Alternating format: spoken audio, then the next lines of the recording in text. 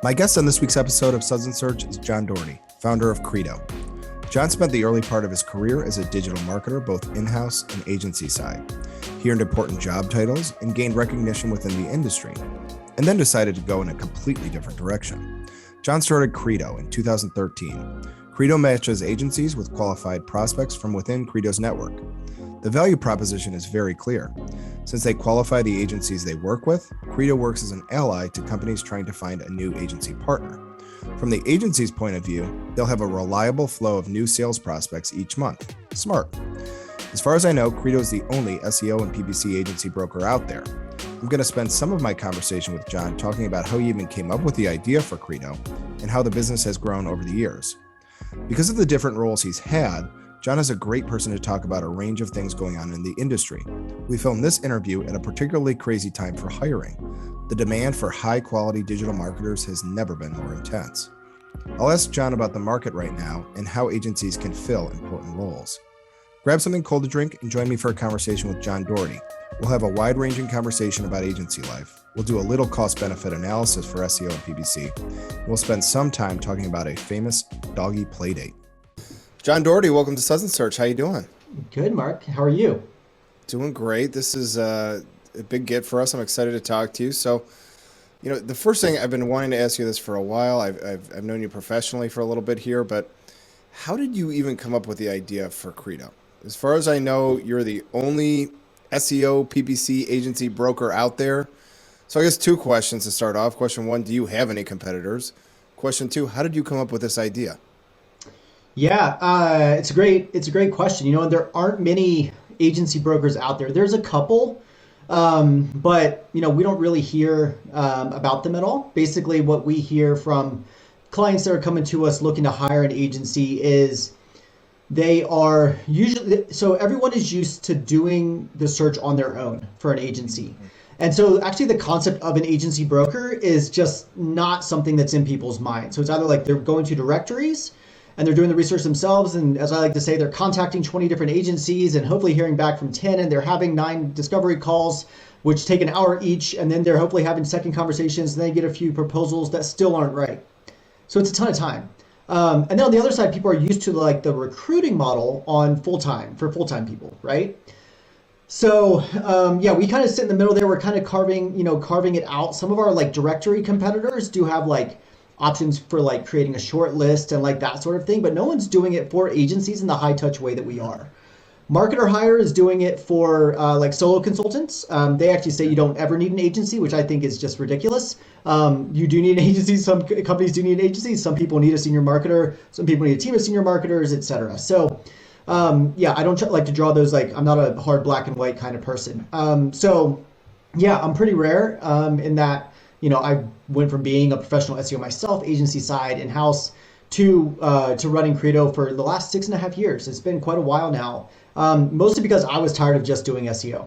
I still do it on Credo. I still do it on other websites that I own. So like I'm doing SEO, but I got tired of like the same questions and kind of clients doing dumb things, with their SEO and me having to come in and fix it again and again and again, right? There's only so many XML sitemaps you can fix and stay interested in it, at least for me. I started it in 2013 originally because I got out of doing my own consulting at the end of 2012. Which worked out very well because I met my now wife 3 years later, or not 3 years, 3 weeks later. So I stopped in 2012, and like 3 weeks later in January, I met my now wife. So I actually had time to date her. Basically, what I tell people is I got tired of being 28 and single, living in Brooklyn, and spending 2 weekends a month in my apartment working for clients I didn't like for money I didn't need. So I stopped doing it, and then basically my friend Brandon at Waller Media bought a lead from me for $50. I pinged him, was like, "Hey man, got in this lead right down the street from you in Provo, Utah. Would you pay $50 for it?" He's like, "What's your PayPal?" So 3 minutes later, I had $50 in my PayPal account. I sent him the lead. He made thousands of dollars from that. I bought a domain name and threw it up to some shared hosting. And, it was kind of a side project for a while. And then I got laid off from my job within Zillow Group and decided to go work for myself. So self-funded it with my own SEO consulting for a few years, but I stopped doing that at the end of 2018. So I've been full-time on Credo with a small team since the end of 2018. Love it. That's a great story. And I understand the impetus for sure. So, this is a marketing show, and you are in charge of the marketing for Credo. And so one of the things that comes to mind is that anytime your audience is two distinct groups, that seems like a challenge for marketers all the time. So for you guys, on the one hand, you need language for people pursuing a new agency relationship, but they're not the ones who pay you. So you need content for the agency as well. How do you, balance the need to speak to both those groups simultaneously? It's a good question. Most of our marketing, almost all of our marketing is to the client side. So companies looking to hire an agency. So we have a ton of pages. I kind of built out a full directory on the site. And we have a lot of pages that are targeted around best digital marketing companies for healthcare, for travel, for automotive, that sort of thing. So that's where the majority of our marketing dollars and all that goes. Mark, when it comes to building a two-sided business, basically the common advice, and I completely agree with this, is don't build a two-sided business if you don't have a cheat code on one side or the other. So I have a cheat code on the agency side because I know so many people like you guys at SearchLab that are an agency, do great work, etc. That was actually when I first started Credo. I literally built out a Google sheet of people that I knew were good, right? So like Ross Hudgens at Siege Media and Bill Sebald and Will Reynolds at Sear and people like that, and just started sending them leads. I have a cheat code on that side, so I don't do a ton of marketing there because I'm basically selling agencies money. So if I can bring the demand side in, if I can bring in the clients that are looking to hire and get them in front of you and you can close them, it's the easiest sell in the world. So I don't do a ton to that side, though I definitely, I've done some things over the years, different like email newsletters and that kind of thing to help agency owners grow. But at the end of the day, like with the Credo business as it currently stands, our time and budget is best spent marketing to the people that are looking to hire, that are actively in the market, right? Bottom of the funnel, not people that we're teaching, how to do SEO too. Because while I genuinely believe that the best way to get someone to pay you to do something is to teach them how to do something, it's just a much longer kind of cycle, right? So we do try to balance that, but mostly we concentrate on the bottom of the funnel just to get qualified leads in the door, get them on a phone call with my team, and then get them introduced to agencies like you guys. All right, I love it. I love this. It's just I think about a lot the perch that you're looking at this from. So you've got this perch where you can look at the relationship between the agency and the client. And I'm wondering, what do the clients say about us agency folk when we're not around? Was there anything that would surprise me that we don't hear all the time on our own? That's a good question. So one thing that we don't hear much, that we used to hear a lot more, is there are people that we've spoken with over time that they're like, I need X, Y, and Z channels, right? So I need SEO, PPC, content marketing, and like PR, right? To top tier 1 publications, and I want a freelancer. I want one person, and I'm like, it's 4 jobs. Let's talk about that one, right? And then we ask them, why don't you want an agency? And in the past, they would tell us, well, I don't want the overhead, right, of an account manager and that sort of thing.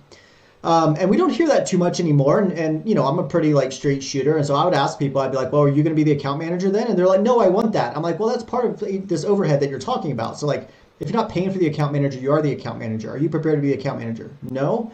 Okay, then let's talk about an agency, right? And why an agency is the best fit for you, right? And then we talk about good and bad agencies and account managers and all that. So the one thing that we hear quite a bit, that I see a lot of agencies getting wrong, is a lot of agencies don't, their websites are just terrible. They're not up to date. Cobblers, I hear the cobbler's kids excuse all the time.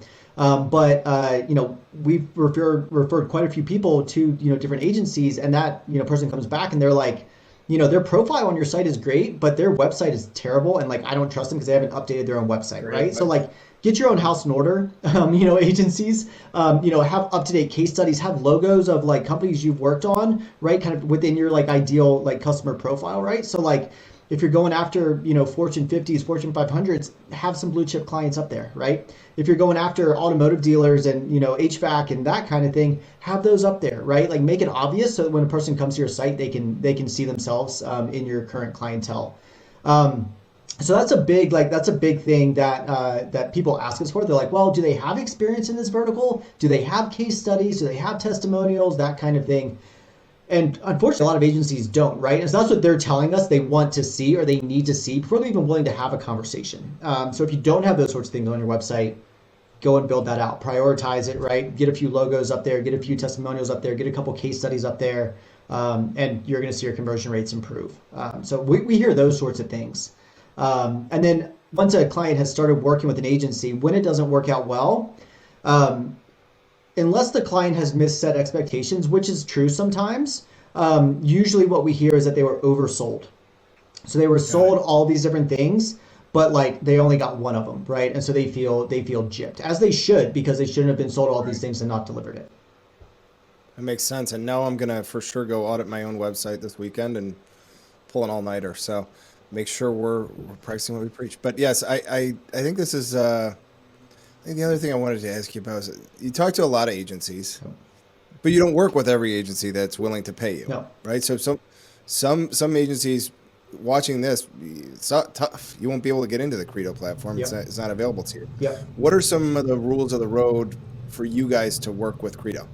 Yeah, so we turned down 4 out of 10 agencies that want to work with us, that apply to our network. And the common reasons why we do it, number one, if the website is too terrible, we're not going to bring them in because they're not going to be able to close. They're not going to see the return. So that's number one. I always say, make it clear on your website what you do, who you do it for, and then who you are. So we look for like faces, of the team. Do you have faces of the founders? Do you have a few of like your leaders, that sort of thing? So those are really the main ones for us. Also transparency. So we've had some people apply and they're like, oh, I can't tell you who any of my clients are. Well, so how are we supposed to look at your work, right? So we really value people that are open, that are transparent, that are, and also trust us, right? I mean, there's a mutual NDA baked into our terms and conditions. We're not sharing this with anybody, right? The only things shown publicly are the things that you put onto your profile after you've been accepted and joined the Credo network. If someone's not even willing to trust us on that, we don't really want to work with them. And then the other big one is just people from countries that we don't work with, just because we know the people that are coming in looking to hire are looking for North America based leading digital marketing firms. Not that there aren't great firms in other countries, but we just find the cultural divide is too high. So we get people that they're like, oh, but we have a sales office in San Francisco. I'm like, yes, but the rest of your team is in India. And like, I have nothing against that, but at the same time, but that's not what our clients are looking for, and that's not what we message towards. I've had a few people kind of try to pull one over on me, or they'll be like, oh, well, when we send someone to the U.S. to open a sales office, then can we get in? I'm like, no, still no. Like that's not the way that we work here. So those are really the big ones. And honestly, I just want to work with good people. We want to work with good people. We have a no jerks clause basically. And I've fired quite a few agency customers in the past just because they were just not great people to work with. They might be fun to hang out with, have a beer with, but they're putting a ton of pressure on my team, or they're being super passive aggressive or something like that, right? Wanting everything and paying nothing. And that's just not who we work with. After the fact, we keep on doing the vetting as well. So that's how we work. Well, I mean, just as important to filtering out bad agencies would probably be, bad clients. So good SEO isn't cheap. Yep. Good PPC isn't cheap. Yep. We get plenty of bad leads off of our website every month. Yep. How does Credo work with agency partners to ensure that the lead is something that they can close or that would be worth their pursuing? Yeah, so I think one thing that a lot of people don't realize about Credo is that we've actually built out our own product, own proprietary technology that we have, like matching algorithms and such working in the background to basically when a client comes in and we've vetted them out, we've talked with them, right? And we know that they're thinking about things well, they have a good budget, right? We're looking for if they've hired an agency before. We won't disqualify them because they haven't worked with an agency before, but we know that if they've worked with an agency before, then they're much more likely to hire another agency, right? So it gives us a better chance, gives you a better chance at closing them. But we put their project in, and we have a proprietary matching algorithm in the background that basically brings up the agencies from our network that are the best fit. And we can see, does the agency match the services that the client is looking for? Do they work with the kind of business vertical, healthcare, automotive, right? Something like that. Do they work with SaaS companies? If it's a SaaS company, that kind of thing. We actually apply a score to that. So then we're only matching and 0 to 100 score basically, and we basically sort it by that, and we try to introduce them to the ones that are the most qualified, right, based off of what our system tells us.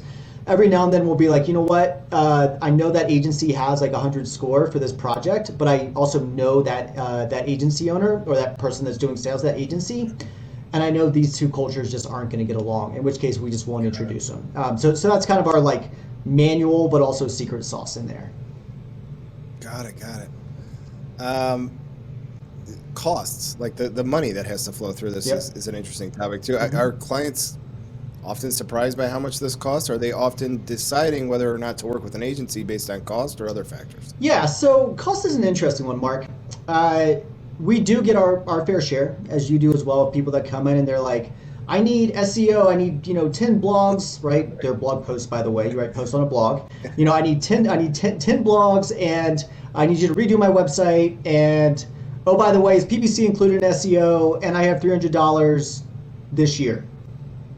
So like we get our fair share of those, and we just qualify them out, right? It's like, hey man, like I get it, like go get your feet wet working with a freelancer via Upwork, right? Someone overseas that's going to be cheaper, and just like learn how to work with an outside provider, et cetera, et cetera.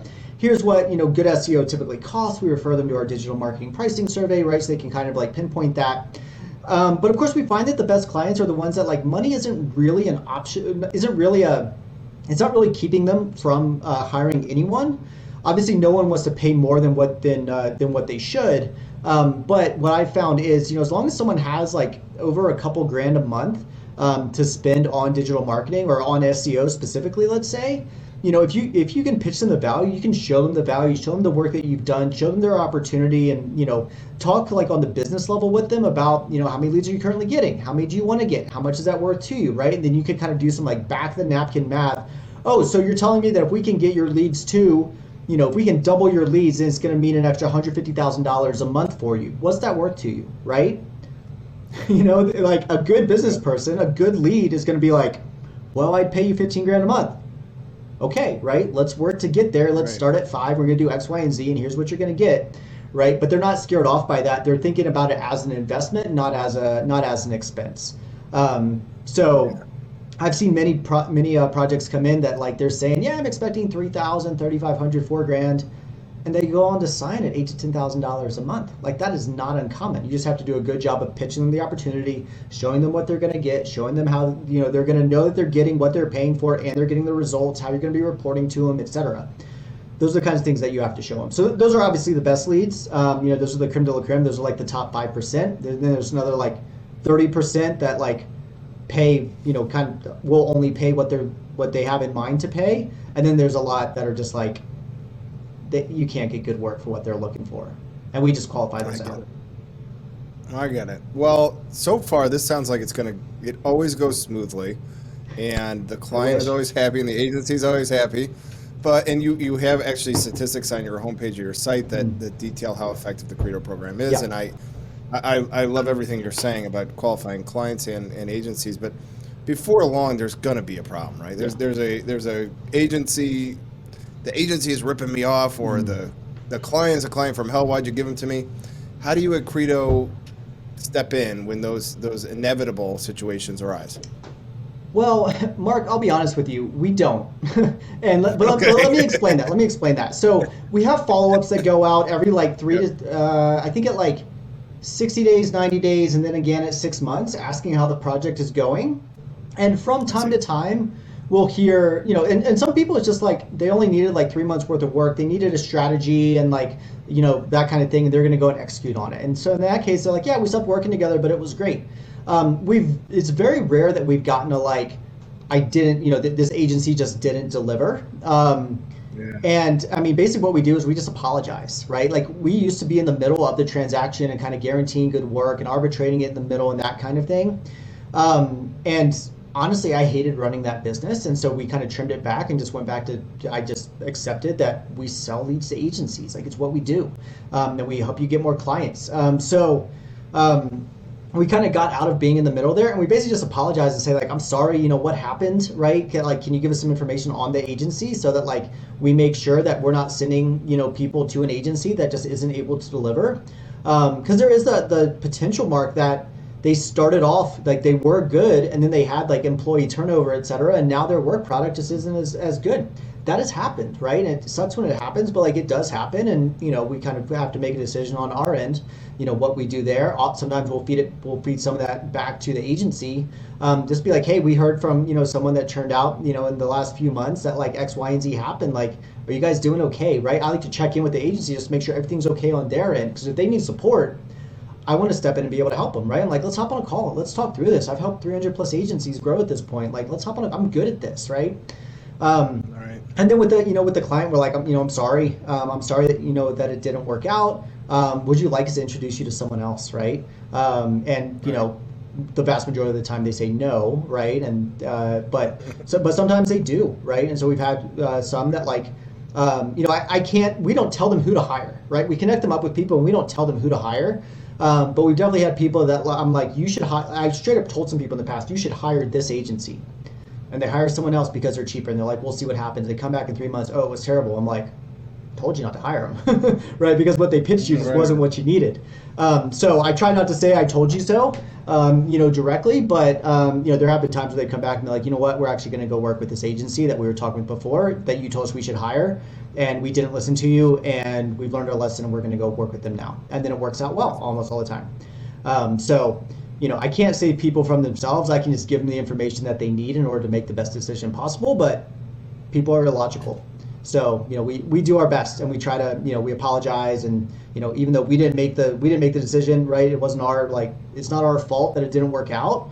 But, we still like to say, I'm sorry, and just kind of empathize with them.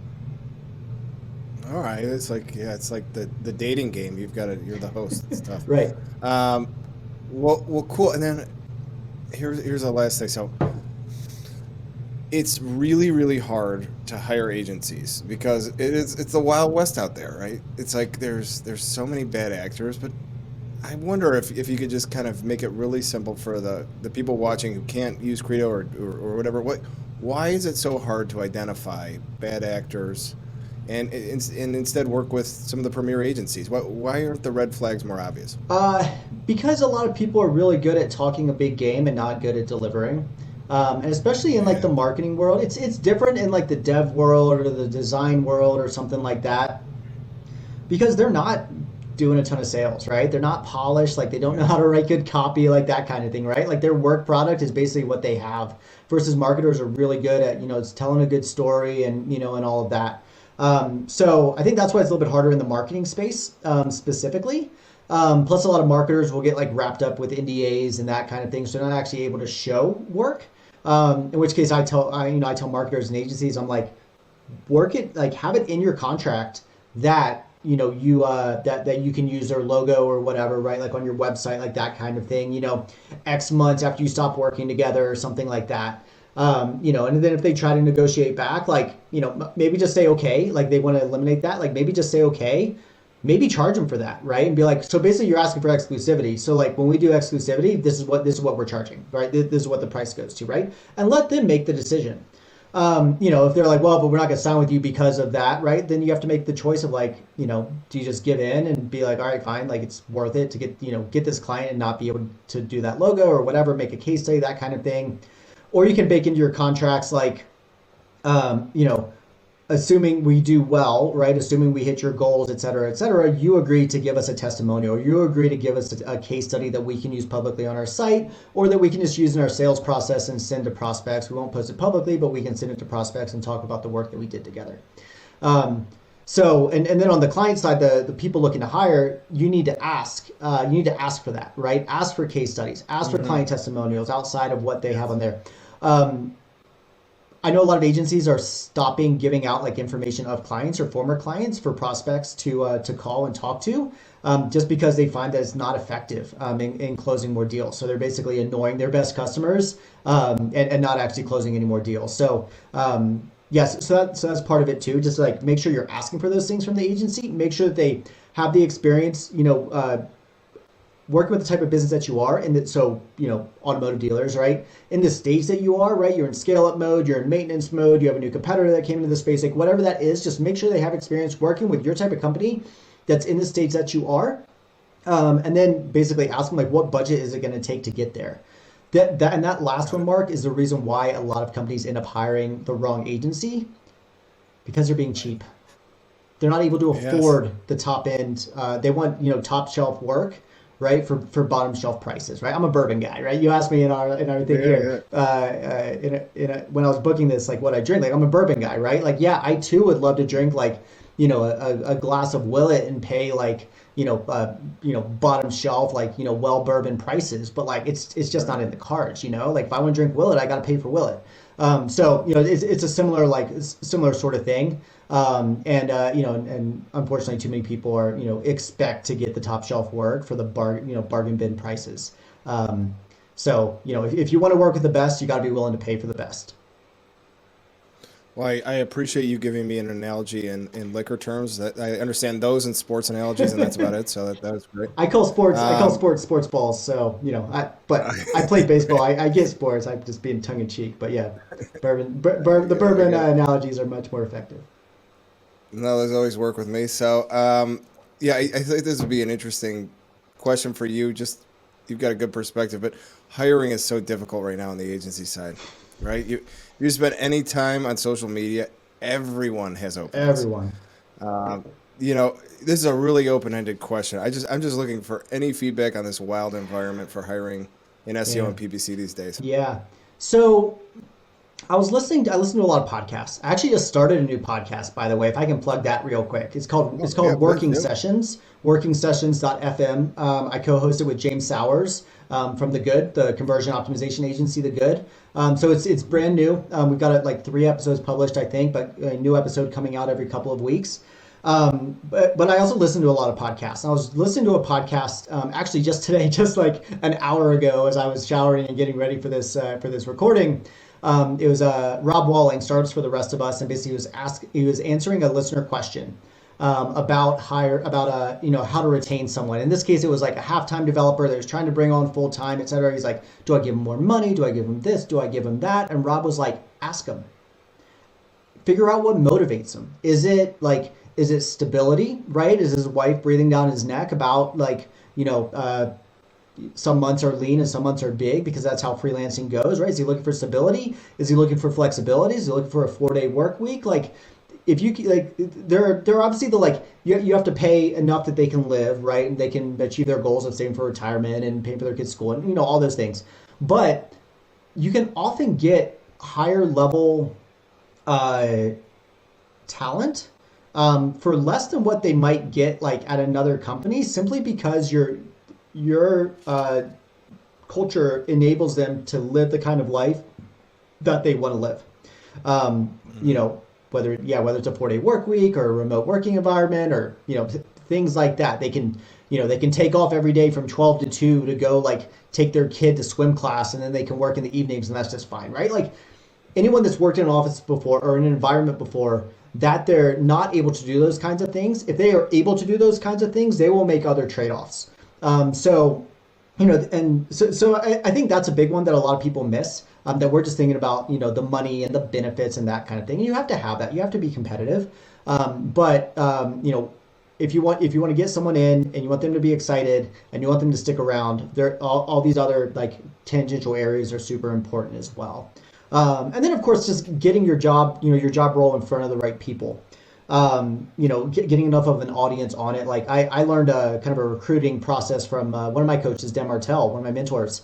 Because I get so many people reaching out to me that they're like, hey, John, do you know anyone looking for a director of digital marketing job? And I'm like, do you have a job rec, right, that I can look at, that I can cheer out? And they're like, oh, no, that's coming together. Just wondering if you know anyone. I'm like, I don't know if it's remote or like in person. I don't know what you're paying. I don't know what the job role is. I don't know what kinds of clients it is, all that kind of thing. So like, I'm not going to share it to people because like, A, I have nothing to share to them because you don't have a job rec, but also like, I'm not going to tell people about it because A, I don't have anywhere to send them. And then also I don't know what the job is and I don't know if it would be a good fit for them. Right. So like, you gotta make sure that you're like, you have to market your jobs, right? So get it on LinkedIn, like be willing to pay some money to put it on. We work remotely, and I've had great success hiring from a women in tech focused site called Career Contessa. It's like $100 for a 90-day job listing. I've hired my last two employees off of there, right? So like nice. I put $500 behind every open job listing, open position that I have. simply to get it in front of good people, right? And we get, everyone's like, oh, I can't find anyone to apply. I get 100 to 150 people applying for every role that we list, right? So like the people are out there, you just have to get in front of them, and then you have to be able to close them, both with the money and benefits and all that, but also with like, what motivates them and what they're looking for in an environment that's different from what they currently have. All right, awesome. Well, listen, I got to fast forward to everyone's favorite part of the show. This is where Greg gives me a question for the guest, but gives me no context. So it's a bit of a high wire act for both of us. For John Doherty, he has doggy playdate. I don't know anything about this. Yeah. Does that ring a bell to you? It does. So, 2016, I think it was. My wife and I had just moved from San Francisco, and we drove here so we live in Denver now. We lived in Colorado for the last 5+ years, but we drove here, found a place to live, and then we went and did like an around the world trip. So we drove from Colorado down to Austin, Texas, where my in-laws were living at the time.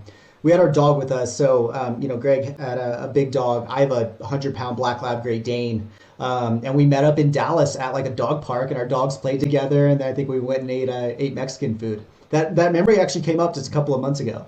So it pops up on Google Photos for me every few months. So yeah, I totally know what that's about. A couple of big boys out there, big boys or girls? I'm not yeah, sure. mine's a boy. Yeah, yeah, it's a couple of big dogs out there romping. It was pretty cool. I love it. Well, John, if anybody else is interested in connecting with you or Credo, what's the best way to do that? Yeah, so best place to connect with me personally is Twitter. So I'm at Doherty JF, DOHERTY, JF, D as in dog. Credo is getcredo.com. And I've got a new venture going as well called Editor Ninja.